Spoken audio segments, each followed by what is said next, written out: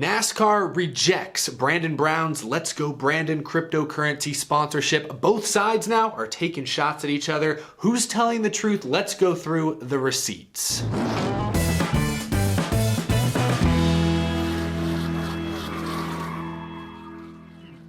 How's it going, y'all? My name is Eric. Welcome to Out of the Groove. Thank goodness the LA Clash is like a month away because I don't know how much more offseason I can take. Last night, NASCAR dropped the hammer and publicly rejected Brandon Brown's LGB coin sponsorship request. If you missed the story from last week, yes, this is the paint scheme that Brandon Brown attempted to get approved by NASCAR. They put out a whole video, a whole release saying that the sponsorship, the scheme had been approved. NASCAR a few hours later said, hold on, we have not yet approved this. The team jumped the gun. Earlier this week, Brandon Brown and his team, Brandon Built Motorsports, put out this statement where they said, we received written approval on the sponsors from a NASCAR racing operations official on December 26, 2021. The sponsor approval was unambiguous. The first four words of the email from NASCAR stated, the sponsors are approved. Obviously, all of this has created a huge mess on social media, especially as most even remotely political topics tend to do. But last night, NASCAR seemed to put the final nail in the coffin, saying that they will not approve the LGB coin, the Let's Go Brandon coin sponsorship deal, effectively nixing the entire thing. We will not see the LGB coin 68 car on track next season. That, at this point, is abundantly clear. However, behind the scenes, things are a bit confusing. Brandon Built Motorsports put that statement out 2 days ago saying that they submitted an email to a NASCAR official who told them the sponsor is approved. NASCAR is now apparently rejecting the sponsorship deal, and according to reports, Kelly Crandall sums it up nicely right here, NASCAR says that the team did not follow proper protocol of submission, and it also was sent to someone not authorized to approve it. In a meeting with NASCAR back in November, the team was told that anything in this regard was not going to be approved. However, Brown and company were told they could lean into it away from the track, but it would not be approved for the car, track advertising, etc. Jeff Gluck echoing the same thing. NASCAR told Brandon Built in November it wouldn't approve any Let's Go Brandon sponsorship. The team submitted the request over Christmas without specifying it was a political thing. They just listed it as crypto. NASCAR initially missed that part, but it was never going to be approved. So, Jeff Gluck references the initial submission, the initial request there. Earlier this week, we talked about that email that Brandon Built Motorsports received saying the sponsors are approved. Well, last night, actually just before it went public that the sponsorship had been rejected, this fellow by the name of James Koutalis, I don't know how to say his name, I'm sorry, who apparently is one of the high-ups running this whole LGB coin operation, he tweeted out screenshots of both the request email and NASCAR's approval email. Here was the initial request email that was sent by Brandon Built Motorsports. I'm sure that you won't see this until sometime next week, but I just received this from the team and wanted to get it in front of you for a hopeful approval next week. I tried submitting via the paint scheme portal, however, there were no race events listed to select from. That is an important detail we'll talk about again in just a moment. The attached paint scheme is being submitted for Daytona, and as you can see, it's listed Brandon Brown as the driver, Jerry Brown the owner, entry list the LGBcoin.io Chevrolet. Lower, this is where they say the sponsor is a cryptocurrency, however, they do provide the name of the actual sponsor. LGB Coin is listed a number of times there. Allegedly, then, on December 26th, the team received this email from Dale Howell, again allegedly, who works within NASCAR racing operations, and his return email reads, "Good morning, Mac. The sponsors are approved." First four words of the email. However, please clean up the markings around the number, especially the white stars touching the white number. The rest of the email, as you can see, has nothing to do with the sponsor itself. It's just about the paint scheme, which if we go all the way back, I know I'm bouncing around right here, just bear with me, to Brandon Built Motorsports' statement, they say that. The only feedback offered was related to minor graphic design changes to ensure legibility on the track at 170 miles per hour. So these leaked emails, they could obviously be fabricated, that's why I keep saying alleged, do at least appear to corroborate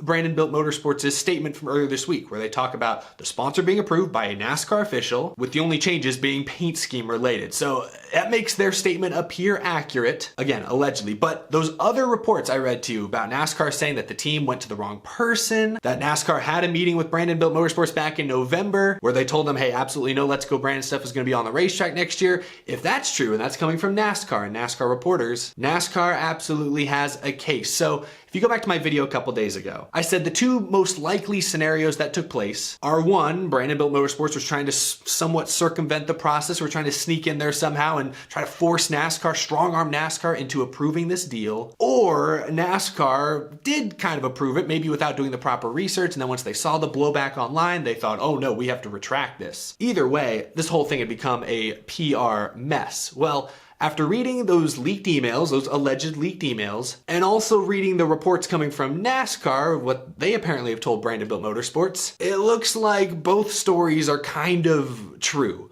It looks like Brandon-Built Motorsports perhaps did not go through the proper channels to get this sponsorship approved. Perhaps they went to someone that Dale Howell, maybe that guy is not actually the guy who's supposed to be approving sponsorships. They thought they could kind of sneak that in there, and it's not Let's Go Brandon, it's LGB Coin. So it certainly looks like the team was trying to be a little sneaky with this deal, but from NASCAR's perspective, if they told the team, hey, no Let's Go Brandon stuff on track next year, and Brandon-Built Motorsports still submitted this paint scheme, like, NASCAR has every right to reject it. However, there is an additional wrinkle to this story that I think can still be used to at least somewhat defend Brandon-Built Motorsports' actions. Remember in that initial request email, they said that the online portal to submit paint schemes wasn't working right. They couldn't go through there because it didn't have any events listed. Well, Bob Pockrass, Fox Sports, tweeted this last night. One issue in Brandon Brown's sponsor saga is that the online portal to submit 2022 paint schemes wasn't live as of a couple weeks ago. I have no idea why not.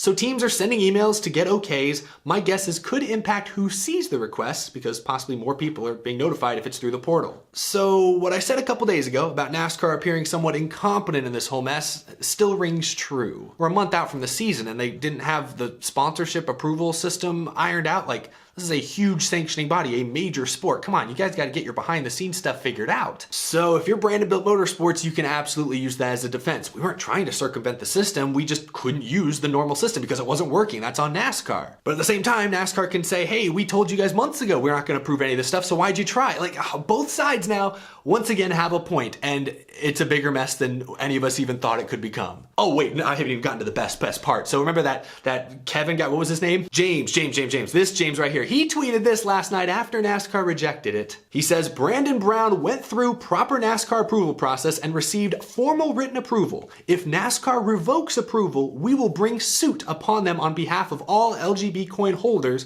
who were damaged by their reliance on NASCAR written approval and hashtag cancel NASCAR. So now you have the LGB coin guy threatening to sue NASCAR over this entire deal. Oh, this is too much. It's the first week of January, y'all. Look, here's the thing. NASCAR reserves the right to approve or disapprove any sponsorship at any time. They've done it many times in the past. There have been other sponsors that have sort of skirted the edge around what's allowed, what's not allowed, and NASCAR sometimes mid-weekend has forced teams to take stickers off their car. So ultimately, NASCAR does get the final say. It's an unusual rule. It's kind of a gray area, but NASCAR, at least in this case, I don't think is breaking any of their own rules by not approving the LGB coin sponsorship. It's the way this whole thing has been handled by both parties, it seems, that is so frustrating. Like I said in my video a couple days ago, if I had my way, we'd ban pretty much all politically oriented sponsors from hitting the racetrack. Like, keep that mess off the track as much as possible. And after this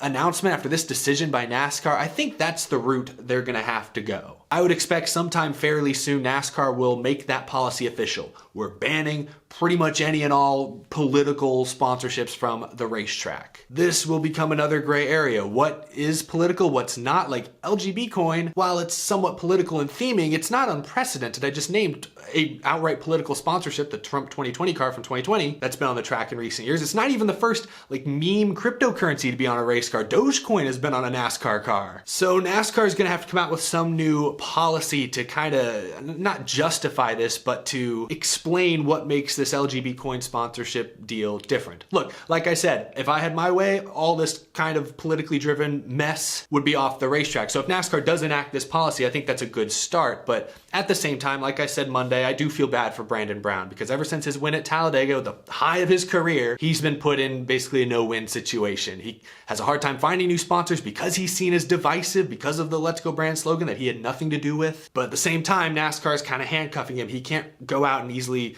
exploit the Let's Go Brandon stuff because they're not approving it. And even if he was able to do it, he would appear divisive. He would appear polarizing. He might lose some supporters. He might gain some supporters. Still, it's a no-win situation for Brandon Brown. So I do feel bad that this entire situation has enveloped him and his small family-owned team. It's truly a difficult situation. I don't know where it goes from here. I don't know if that lawsuit, that alleged proposed lawsuit's ever going to go anywhere, get off the ground. All I know is that NASCAR 1 needs to shore up their sponsorship approval process. The fact that one guy was allowed to send that email and then get rebuked by the rest of the company, that shouldn't be happening. People need to either do their research or be on the same page or just have your online portal set up properly less than a month and a half before the season starts. Like, come on. But Brandon Built Motorsports, I know they're in a tough situation, but if NASCAR told them no LGB, no Let's Go Brandon stuff, why were you trying to get this sponsorship approved? Like, I know it's a tough situation, but they had to know they were being kind of sneaky. It's a difficult situation. Hopefully this is the last time we have to talk about. There's so many more interesting racing stories developing as the season gets ready to begin.